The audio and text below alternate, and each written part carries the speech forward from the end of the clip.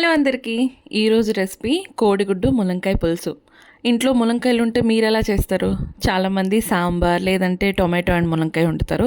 కానీ నాకెందుకో ములంకాయ చూసిన వెంటనే ఈ కోడిగుడ్డు ములంకాయ పులుసే వండాలనిపిస్తుంది. ఎప్పుడు నేను ఇదే మోస్ట్లీ చేస్తుంటాను. అండ్ మీకు ఇంకో విషయం తెలుసా, మా ఇంటి పక్కనే చెట్టు ఉంది, మాదే అది. సో అందుకు దానికి ఫుల్గా ములంకాయలు ఎప్పుడు పడితే అప్పుడు కాస్తూనే ఉంటాయి. అందుకే ఈసారి రెసిపీ ఒకసారి మన ఛానల్లో కూడా లేదని చెప్పి నేను లాస్ట్ వీక్ చేశాను. సో దీన్ని అప్లోడ్ చేస్తున్నాను. ఫస్ట్లీ ములంకాయలని బాగా వాష్ చేసేసుకోండి. చాప్ చేసుకొని తర్వాత ఆనియన్స్ మన పులుసుకు తగ్గట్టు ఇంట్లో ఉన్న మెంబర్స్ని బట్టి ఆనియన్స్ టొమాటోస్ కూడా బాగా చాప్ చేసేసుకోండి.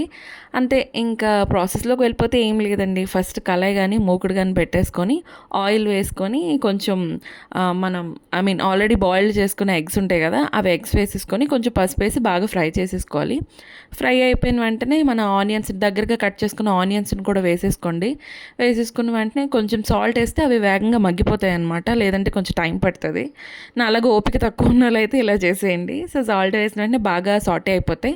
వెంటనే కొంచెం ఫ్రెష్గా నూరుకున్న అల్లం వెల్లుల్లి వేయండి. ఎప్పుడు అంటే చాలామంది స్టోర్ బాట్ ఉంటుంది, అంటే ప్యాకేజ్ వాడతారు. అంటే నేను కూడా యూస్ చేస్తాను టైం బట్టి. బట్ ఇలాంటి పులుసు తినేటప్పుడు మాత్రం డెఫినెట్లీ అప్పటికప్పుడు ఫ్రెష్గా వేసుకోండి.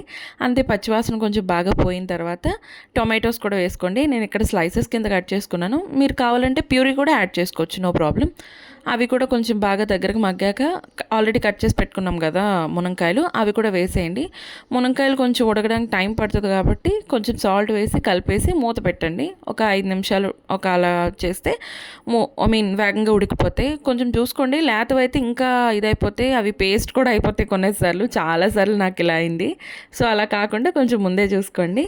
అంతే, ఇంకేం లేదు. అందులో మనకి రుచికి తగ్గట్టు సాల్ట్, కారం, ఇంకా ధనియాల పొడి, చికెన్ మసాలా ఉంటే అది కూడా వేసుకోవచ్చు. నేనైతే ఓన్లీ ధనియాల పొడి మాత్రం వేసాను. అంతే, కొంచెం బాగా కలిపేసుకున్నాక ఆల్రెడీ ఫ్రై చేసుకున్న ఎగ్స్ ఉంటాయి కదా, ఎగ్స్ని కూడా వేసేయండి. అండ్ చాలామంది ఎగ్స్ ఏం చేస్తారంటే పులుసు అంతా అయ్యాక, అంటే పులుసు మరిగిపోయాక వేస్తారు. కానీ అలా కాదు, ఇలా వేసి చూడండి. సో దట్ ఫ్లేవర్స్ అన్నీ బాగా ఎన్హాన్స్ అవుతాయి ఎగ్లోకి, బాగుంటుంది కూడా. అంతే, ఇంకా బాగా కలిపేసుకొని మనకి ఎంత పులుసు కావాలంటే అంత పులుసు వేసుకోండి. నేనైతే ఇక్కడ ఒక పెద్ద లెమన్ ఉంటుంది కదా, అంత చింతపండుని నానబెట్టుకొని వచ్చిన పులుసుని వేసేసాను అందులో. కాసేపు దగ్గరకు బాగా మరిగించాను. అండ్ వన్ మోర్ థింగ్, ఉప్పు కారం మాత్రం చెక్ చేసుకుంటూ ఉండండి. జనరల్లీ ఇలాంటి పులుసులకి ఏంటి అంటే ఉప్పు కారం ఎక్కువ ఉంటేనే బాగుంటుంది.